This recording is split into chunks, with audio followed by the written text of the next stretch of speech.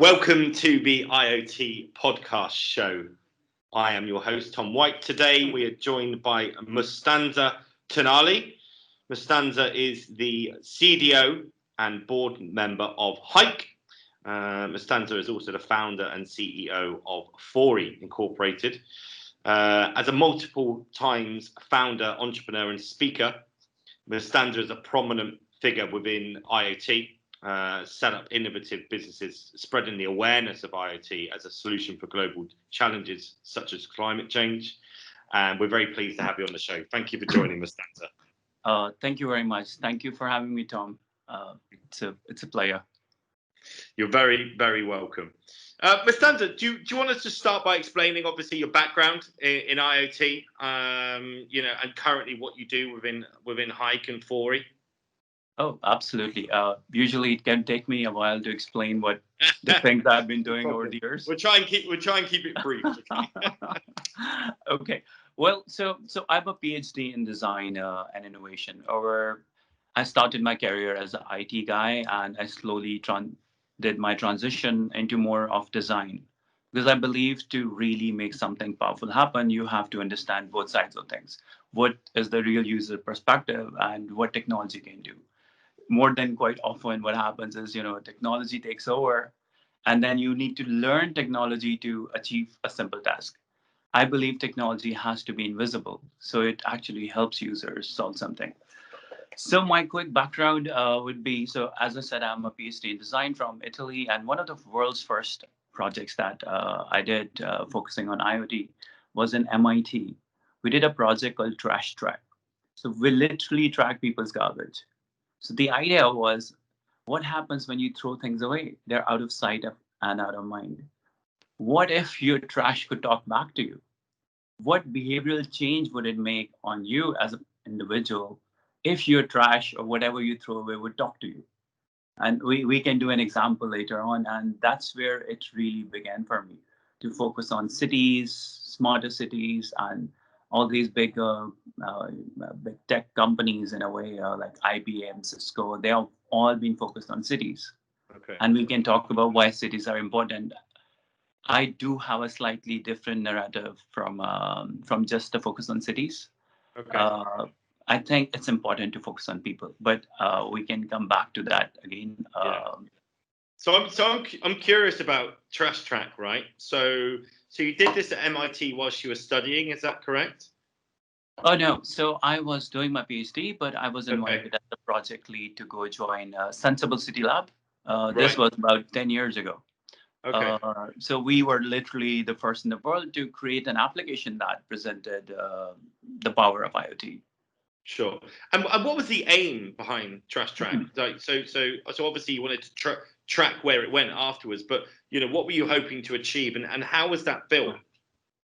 Okay, so there are a couple of important things. The world has known a lot about supply chain.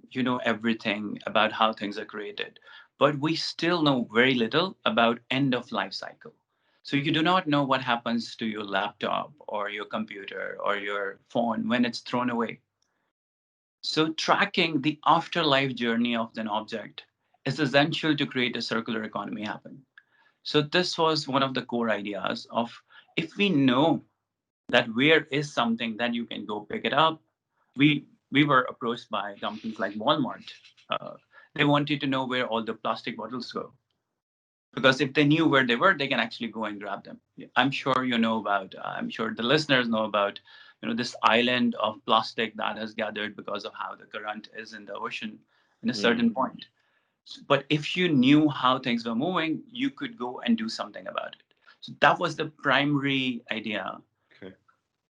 Like I can also mention, like we worked together with one of the largest companies in US, Waste Management. So all the systems of waste collection are a century old. So how do you actually create something that is based on today's data? How waste collection should happen is not really, like in the Nordics, you have these 3 colors of bags, and you put things almost there, and you think everything is done. It's not done. Yeah. The moment you throw away your garbage, it starts to move in a city sanitation system, and sometimes it moves for days and months. So one of the videos, so we won one of the NSF visualization challenge in US. Okay. We invited about 3,000 people to come to Seattle Public Library and tag whatever they wanted to throw. These could be things like diapers, e-waste, anything you wanted to track, or something that was of value, or maybe it could be a boyfriend or girlfriend as well, and you wanted to see how they move. The moment you put this tracker, it's a bit worrying. That is, it's a little privacy is the myth. Yeah, I get it. But then you have something similar on Find My iPhone, right? And you have that ability in a way. Yeah. But anyway, sorry, carry on. Yeah. So if we spoke just about Trashtrack, this our time is not enough. But so I'm trying to summarize things as well as we go. So that was the idea, that we built something to track trash and make an influence on people's behavior. Because let's say you take a coffee cup, right? Now you go to a coffee shop, you bring a coffee, and then you throw it away. For you, this is it. What if this coffee cup could talk to you and say, "Hey, I'm here." 2 days later, "Hey, I'm still here." 3 days later, "Hey, I'm still here." Now you throw at least one coffee cup every day. What would that be? So we believe that would create a behavioral change among masses. Yeah. So these were some of the primary ideas. Yeah, I really see that, right? And it's accountability to the throwaway culture that we have and that we've had for a long period of time. Yeah. Clearly now there's a big movement behind single-use plastics, isn't there? Mm-hmm. And we've started seeing it in fast food restaurants where they're using cardboard straws and bits and pieces. Yeah. So I really like that idea, actually. Yeah.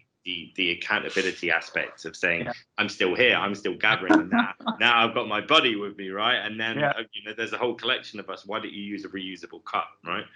No, that's really interesting. Yeah, thank you for that. I mean, Musstanser, obviously climate change is a huge challenge, right? It's affecting all areas of life on this planet. What are the potentials of IoT in your view to combat this, and what are you doing specifically, within HAYK and Fori to kind of combat some of these issues?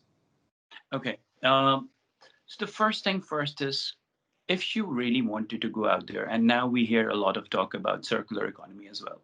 For circular economy to truly happen, you need a system which collects every waste and then either recycles it, upcycles it, or just reuse it. Yeah. And there's a very important thing to make circular economy happen. That is your own behavioral change, like the reduce thing. So it's very important to do a 360 around it and start at each level. Now, the beauty of what can be done, for example, with plastic is now you can convert plastic into different products, and also you can make fuel out of it. So at least nothing is going to be wasted anymore. So it's very, very important. Yeah, and I think that in itself is a real area to IoT, which is kind of it only in my humble opinion, in my vision of what I do, is kind of undernourished a little bit. A lot of people talk about monitoring assets, be that freight, equipment, farming, utilities, IoT, from warehouse perspectives to connected devices and wearables, but the climate change element and the efficiency of managing issues when it comes to this throwaway culture that we have is something that people don't talk about a lot. So it's really interesting to know that you're focusing on that. I mean, do you think there's any ways in which IoT maybe could have an adverse effect, perhaps, on the environment? Okay, quite a lot of people talk about it. In the end, we will touch smart dust, for example, and what is the future of IoT. But I don't know what kind of listeners we have here, but so I often give this example. You take a glass, you give this ability to be trackable and traceable. That's essentially IoT. And then we started hearing over the air smart XYZ. essentially what anything smart does is then you start adding some sensors on top of it. So it can sense how much water is in the glass. Is it warm or not? Is it boiling? And then you can do a million things around it. Now, when you're tracking an object, it gives you the ability to know its journey. When you know the journey, you can calculate a lot of things. For example, how much energy it is consuming, how much CO2 it is producing. And if it was just the trash after you have used the object, then you can also calculate what was the energy used or utilized to take it, to dismantle whatever the object was. So only when you can understand where everything is, when you know where things are, you can do something with it. So I believe it's going to be essential to know where everything is for a real IoT world to happen. So the challenge, even when we did Trashtrack, was initially the tracker was quite big, and we realized, it would cost us like around $100 to make a tracker, and that is just not feasible on the long run. But we learned that a combination of, for example, RFID trackers together with some real-time trackers, that combination can work because things can then talk to each other as well. So when objects are talking, they would know their health, for example. Then you would know what to do with them, where to take them, what's the best route, all of these things. So the whole system starts working better. Well, your question was, what are the negatives of this? For example, microfiber in pretty much all the water we know today, because plastic. The new problem with plastic is not what the plastic you can see; it's the plastic you cannot see. So that also presents a massive challenge to our health and how we grow. But the best way of explaining if IoT is harmful is, if you have had a heart attack, they inject you with this thing. I'm really bad with names sometimes, and to see if any veins are closed. Right. So it has more benefit than harm.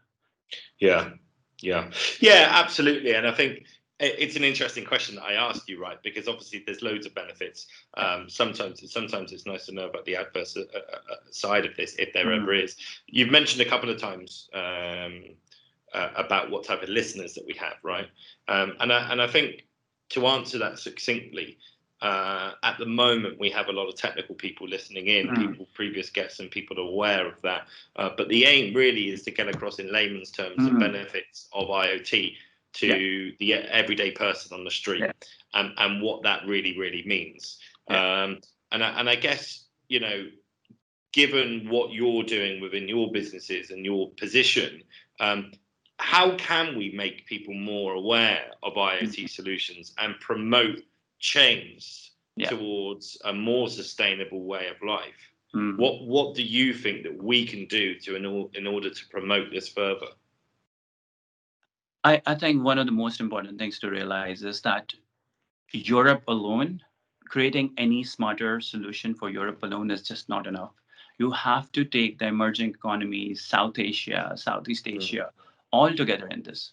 Because I'm in Oslo right now. The whole population of Norway is 5 million people. Even if we do something remarkable, it's just not enough. But something really good happened recently, right?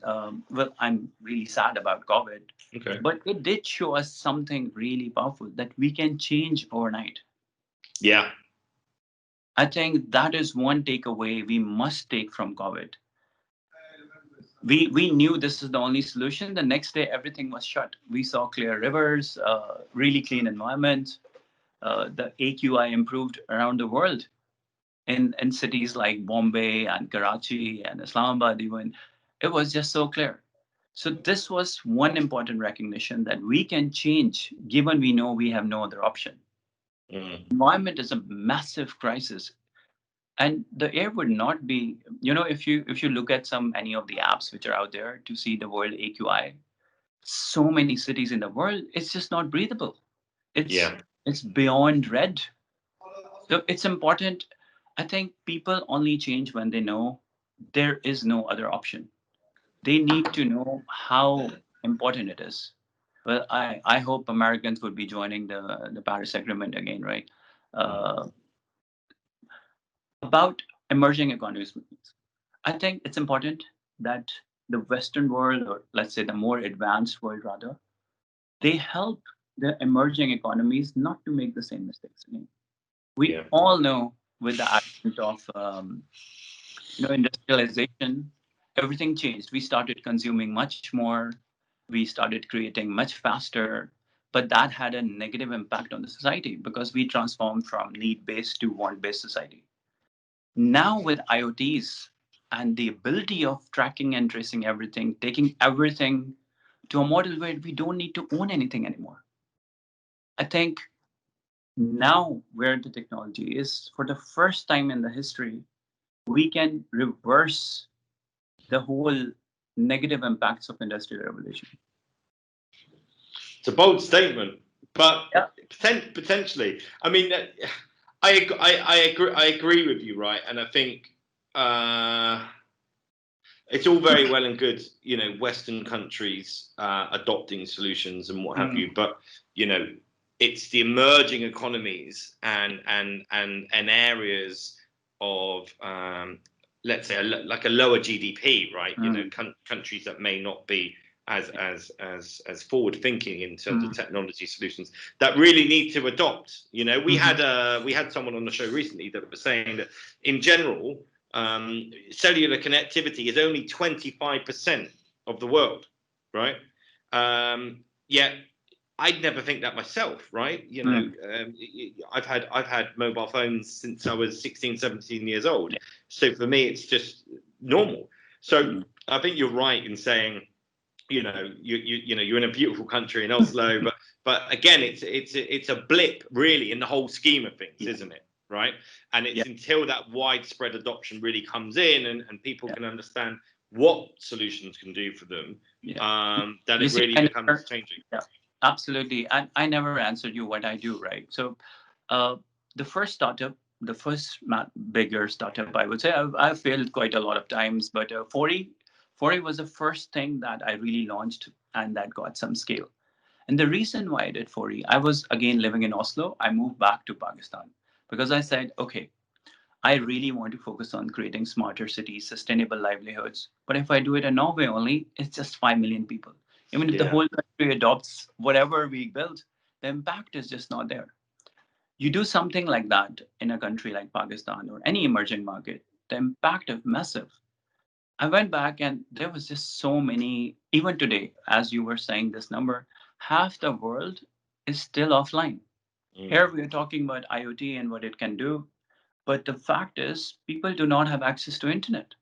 So half the world does not have access to internet. So that startup was focusing on gig economy. And how do you bring people who do not have technology to reach internet to get incentives of internet? Yeah. And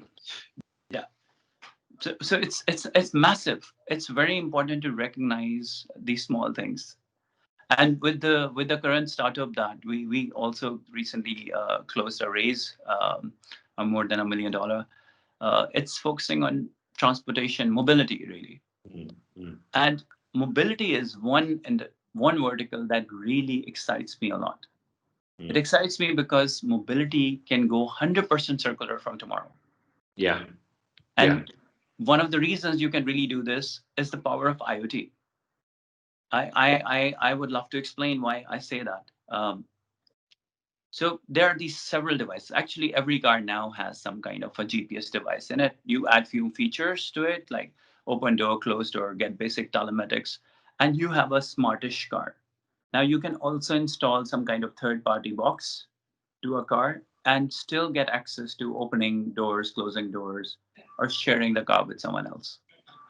Now, mobility is one sector which can be really 100% circular from tomorrow.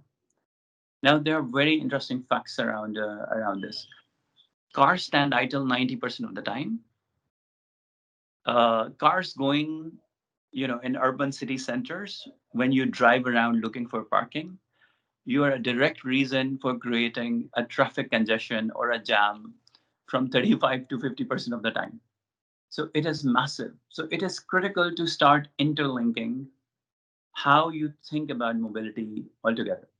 You would Yeah. have seen a lot of these micro mobility solutions being deployed. Alone, these are not enough. You really got to move more towards vehicle as a service, where you start focusing on the cars that are already there. Yeah. Yeah. Yeah. I think, well, first of all, congratulations on that, on getting the funding and getting to where you are. I completely agree. There's a lot of mobility projects happening at the moment. And when we start talking again about autonomous driving, level 5, there's still an oligopoly. Right, when it comes to enterprise level systems with well-known, manufacturers, right? I mean, there's a prominent one, obviously, in the Nordics, and there's obviously the well-known, American firm.